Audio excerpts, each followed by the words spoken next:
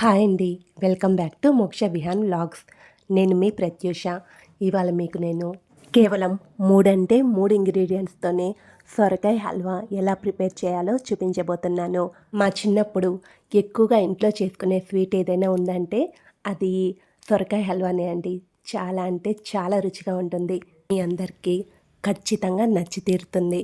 మరి ఇంకా ఆలస్యం చేయకుండా ఈ సొరకాయ హల్వా ఎలా ప్రిపేర్ చేయాలో ఇక మనం చూసేద్దాం. ఈ సొరకాయ హల్వా ప్రిపేర్ చేసుకోవడానికి ముందుగా ఇక్కడ నేను ఒక సొరకాయని తీసుకున్నాను. ముందుగా సొరకాయకున్న ఎడ్జెస్ని పీల్ని మొత్తం రిమూవ్ చేసుకోండి. ఇలా ఎడ్జెస్ పీల్ మొత్తం రిమూవ్ చేసుకున్న తర్వాత సొరకాయలో ఉన్న సీడ్స్, మిడిల్లో ఉన్న సాఫ్ట్ పార్ట్ ఏది రాకుండా పైనున్న గ్రీన్ పార్ట్ మొత్తాన్ని తురుముకొని పక్కన పెట్టుకోండి. నెక్స్ట్ ఒక మందపాటి గిన్నెని తీసుకొని అందులో 1 టేబుల్ స్పూన్ నెయ్యిని తీసుకొని నెయ్యిని వేడెక్కనివ్వండి.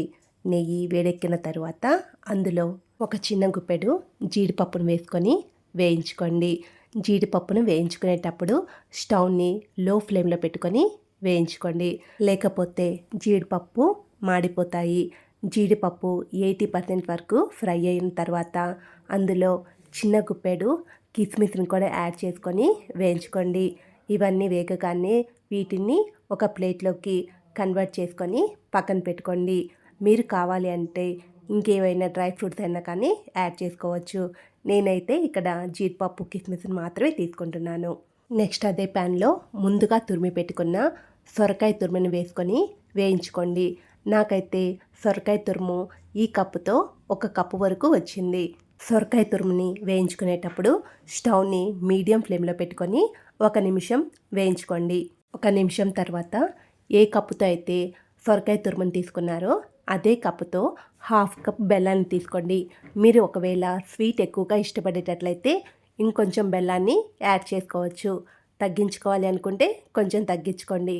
కానీ ఇక్కడ నేను చూపించిన క్వాంటిటీ ఈ సొరకాయ హల్వాకి పర్ఫెక్ట్గా సరిపోతుంది. ఇలా బెల్లం వేసుకున్న తర్వాత మొత్తాన్ని ఒకసారి బాగా కలుపుకొని బెల్లం మొత్తం కరగనివ్వండి.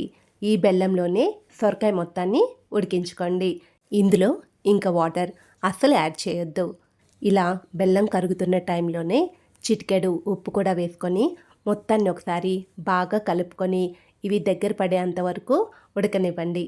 ఇలా మొత్తం దగ్గర పడుతున్న టైంలోనే ఇందులో 1 స్పూన్ నెయ్యిని యాడ్ చేసుకొని మళ్ళీ మొత్తాన్ని ఒకసారి కలుపుకొని సొరకాయని బెల్లాన్ని బాగా దగ్గర పడనివ్వండి.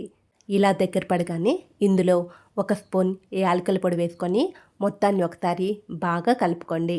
మీరు సొరకాయ హల్వాని ఇలానే తినాలి అనుకుంటే ఇలానే తినేసేయచ్చు. ఇలా తిన్నా కానీ సొరకాయ హల్వా టేస్ట్ చాలా బాగుంటుంది. లేకపోతే సొరకాయ హల్వాలో చిన్న కప్పుతో 1 కప్పు పాలను పోసుకొని మొత్తాన్ని ఒకసారి బాగా కలుపుకోండి.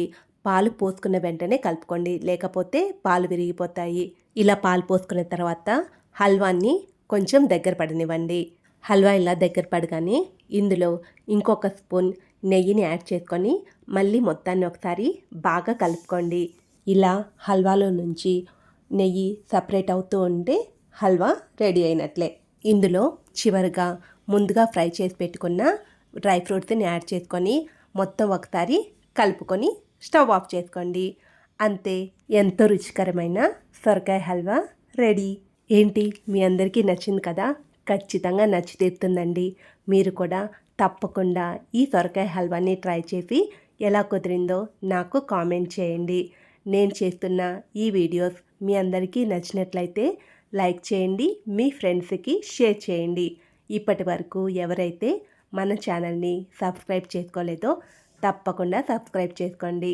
సబ్స్క్రైబ్ చేసుకున్న సబ్స్క్రైబర్స్కి, చూస్తున్న వ్యూవర్స్కి చాలా చాలా థ్యాంక్స్.